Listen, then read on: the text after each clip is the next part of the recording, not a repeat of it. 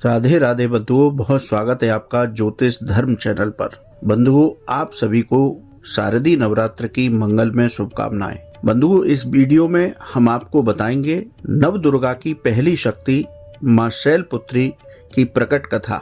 वो कैसे प्रकट हुई और प्रथम दिन उनकी पूजा करने से हमें किस फल की प्राप्ति होती है। बंधुओं, यदि आपने अब तक हमारा चैनल सब्सक्राइब नहीं किया तो प्लीज सब्सक्राइब कीजिए, वीडियो को ज्यादा से ज्यादा शेयर कीजिए। माँ दुर्गा अपने पहले स्वरूप में शैलपुत्री के नाम से जानी जाती हैं। पर्वतराज हिमालय के यहाँ पुत्री के रूप में उत्पन्न होने के कारण इनका यह शैलपुत्री नाम पड़ा था। वृषभ स्थिता इन माताजी के दाहिने हाथ में त्रिशूल और बाएं हाथ में कमल पुष्प सुशोभित है। यही नव दुर्गाओं में प्रथम दुर्गा हैं। अपने पूर्व जन्म में ये प्रजापति दक्ष की कन्या के रूप में उत्पन्न हुई थीं। तब इनका नाम सती था। इनका विवाह भगवान शंकर जी से हुआ था। एक बार प्रजापति दक्ष ने एक बहुत बड़ा यज्ञ किया। इसमें उन्होंने सारे देवताओं को अपना अपना यज्ञ भाग प्राप्त करने के लिए निमंत्रित किया, किंतु शिवजी को उन्होंने इस यज्ञ में निमंत्रित नहीं किया। सती ने जब यह सुना कि हमारे पिता एक अत्यंत विशाल यज्ञ का अनुष्ठान कर रहे हैं, तब वहां जाने के लिए उनका मन विकल हो उठा। अपनी इच्छा उन्होंने शंकर जी को बताई। सारी बातों पर विचार करने के बाद उन्होंने कहा, प्रजापति दक्ष किसी कारणवश हमसे रुष्ट हैं। अपने यज्ञ में उन्होंने सारे देवताओं को निमंत्रित किया है, उनके यज्ञ भाग भी उन्हें समर्पित किए हैं, किंतु हमें जानबूझकर नहीं बुलाया है, कोई सूचना तक नहीं भेजी है।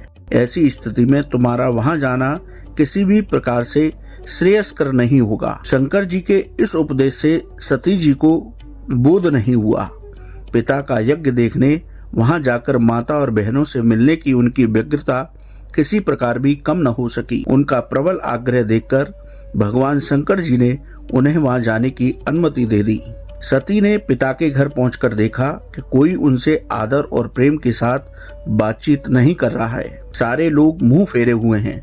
केवल उनकी माता ने स्नेह से उन्हें गले लगाया। बहनों की बातों में व्यंग और उपास के भाव भरे हुए थे। परिजनों के इस व्यवहार से उनके मन को बहुत क्लेश पहुंचा। उन्होंने ये भी देखा कि वहां चतुर्दिक भगवान शंकर जी के प्रति तिरस्कार का भाव भरा हुआ है। राजा दक्ष ने भी उनके प्रति कुछ अपमानजनक वचन भी कहे। यह सब देखकर सती का हृदय क्षोभ और ग्लानि से क्रोध से संतप्त हो उठा। उन्होंने सोचा, भगवान शंकर की बात न मान यहाँ आकर मैंने बहुत बड़ी गलती की है। वह अपने पति भगवान शिव के इस अपमान को सह न सकी। उन्होंने अपने उस रूप को तत्क्षण वहीं योगाग्नि द्वारा जलाकर भस्म कर दिया। वज्रपात के समान इस दारुण दुखद घटना को सुनकर शिव जी ने क्रुद्ध होकर अपने गणों को भेजकर दक्ष के उस यज्ञ का पूर्णतः विध्वंस करा दिया। सती ने योगाग्नि द्वारा अपने शरीर को भस्म कर अगले जन्म में शैलराज हिमालय की पुत्री के रूप में जन्म लिया। इस बार वह शैलपुत्री नाम से विख्यात हुई। पार्वती, हेमवती भी उनके नाम हैं। शैलपुत्री देवी का विवाह भी शंकर जी से हुआ। पूर्व जन्म की भांति इस जन्म में भी वह शिव जी की अर्धांगिनी बनी। नव दुर्गाओं में प्रथम शैलपुत्री दुर्गा का महत्व और शक्तियाँ अनंत है। नवरात्र पूजन में प्रथम दिवस इन्हीं की पूजा और उपासना की जाती है।